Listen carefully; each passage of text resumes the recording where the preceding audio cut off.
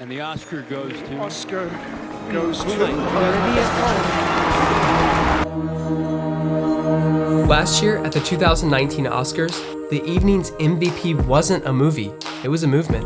50 years after Stonewall, the 91st Academy Awards went down as possibly the gayest Oscar ceremony in history. It's a film that's definitely got a lot of cliched moments in it, but it did win more Oscars last year than any other movie, including Green Book, which won Best Picture that year. Bohemian Rhapsody won more.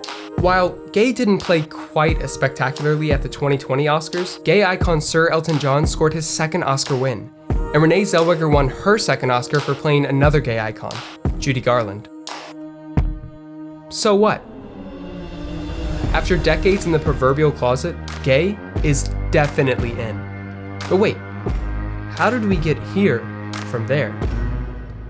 Although LGBTQ characters have been getting occasional close-ups for at least 50 years, the modern wave of gays on film started with the fire in Paris. It wasn't a literal inferno, it was a gloriously figurative one. The underground ball culture celebrated in the 1990 documentary Paris is Burning was about survival in the midst of homophobia, and an AIDS epidemic that had decimated a generation of gay men. Hollywood had gone back into the closet after the 1982 film Making Love flopped and temporarily tanked the rising careers of its male leads. Queer cinema needed a jumpstart, and Paris is Burning provided its flashy, sassy spark. So first and foremost, the experience of queer people of color has not really been captured in the documentary world until Paris is Burning. So when did the Oscars and the mainstream join the party? Good question. The gay experience had been coming to life mostly via independent movies. By the time the Oscars started paying attention, gay characters were either dying young or serving the plot. It was unheard of for a star of the caliber of Tom Hanks to be playing a gay part. Now that queer issues were on the radar, let's see how the rest of the decade played out. By the end of the 90s, In and Out and My Best Friend's Wedding were highlighting the more comical side of gay life. Gay indie directors like Gus Van Sant, Todd Haynes, and Lisa Cholodenko were beginning to get mainstream attention. In 1999, Kimberly Pierce's Boys Don't Cry brought the T and LGBTQ to the front burner. Its star, Hilary Swank, won the first of 2 Best Actress Oscars. Tellingly, in the film that won Best Picture that year, American Beauty, homosexuality was still a dirty little secret lurking in the shadows. Brokeback Mountain raised the bar in 2005 and brought queer cinema back out of the closet. It was the first big hit to highlight gay male sexuality, and the casting seemed equally daring at the time. The movie's Oscar-nominated leads were A-list stars with box office appeal closely tied to their status as straight heartthrobs. The movie ended in such a heartbreaking note.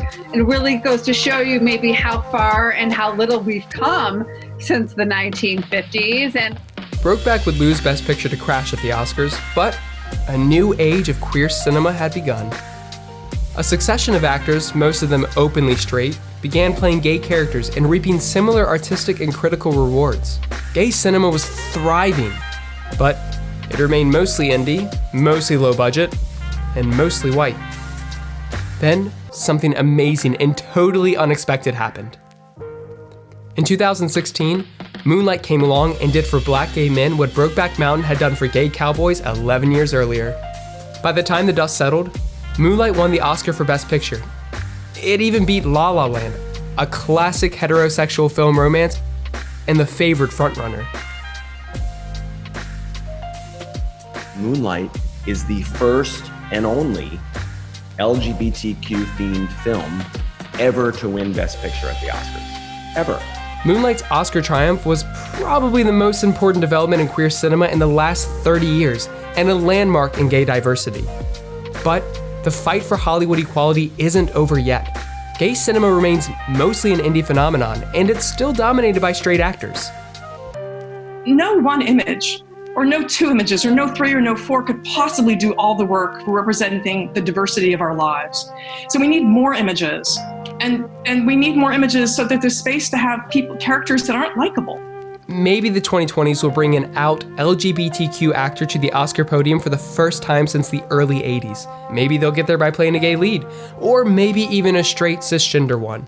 30 years ago, that seemed like an impossible dream. But progress was made when the community came together in support of their filmmakers. If you want your stories to be understood across audiences, buy tickets. Tweet about up-and-coming queer filmmakers. It's 2020, and we have the power to continue the progress that's been made for change.